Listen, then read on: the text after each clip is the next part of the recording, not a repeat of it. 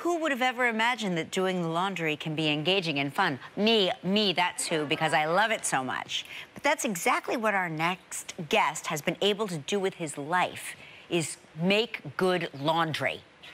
Please welcome back the laundry guy and my lover, Patric Richardson. Patric, welcome back. Hi.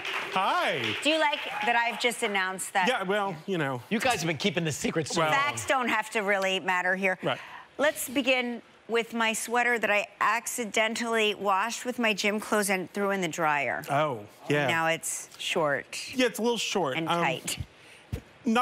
It's actually pretty easy. Okay. You want to put it in, like, you know, a basin of hot water, like just hot from the tap. Yeah. And about a tablespoon of olive oil. Okay. Let it sit until it completely cools. I usually would just let it sit overnight. Okay. Then the next morning, pull it out, lay it straight down on a towel, and just massage it back into place, like when it's soaking wet. And don't wash out the olive oil. Not yet. You just let it dry. Okay. Then once you kind of massage it back into place, just let it dry.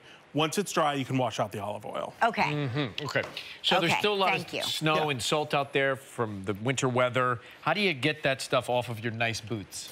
It's actually really simple, and it's super easy. I mean, in Minnesota, you know, we have this for a while. Yeah, I heard. You just need a spray bottle of vinegar and water. Oh. And what you want to do is just spray it on and really kind of get it on there. And then just take a towel, and it'll just wipe off. And it'll just wipe right off. It smells like dressing. Yeah, I mean, we've got salt and vinegar here. We're halfway to a salad. But salt and vinegar, right? yeah. But yeah, it'll just wipe right off. And then that's it. Just let it dry.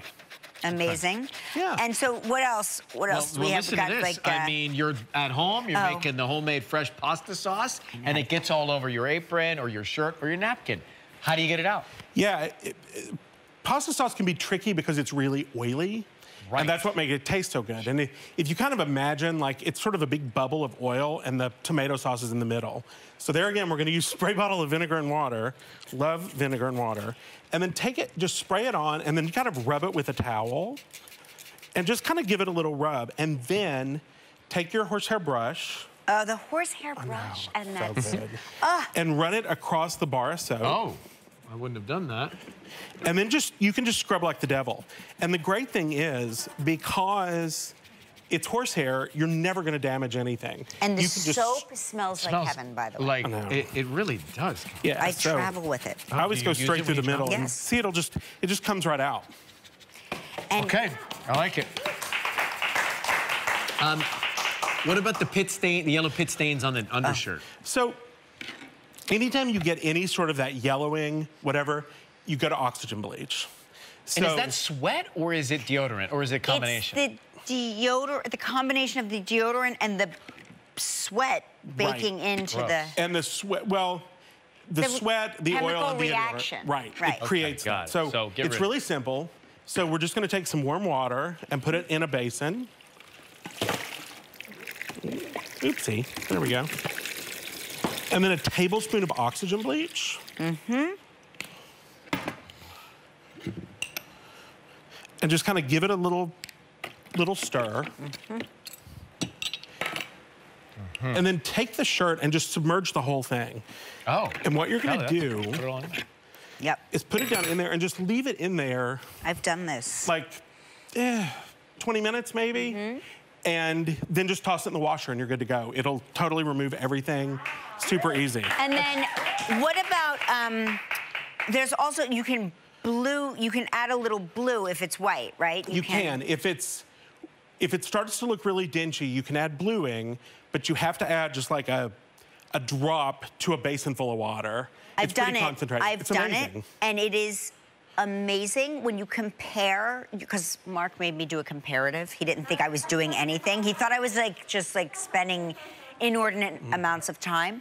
But when you compare the items that you added the bluing to versus the non, it's like night and day. Yeah. And when we come back, we're doing crime scene stain removal? Yes. Is that what we're doing? Blood stains? We'll do what we got. When we come back. All right, we're back. Patric, the laundry guy, Patric Richardson. So, blood stains on the sheets or on the towels, Well, how do you get it out? On the back of a shirt. Right. Well, Depending on what the incident is. you know, when I was a kid, you used to be able to take it out with hydrogen peroxide, but it used to be 11%.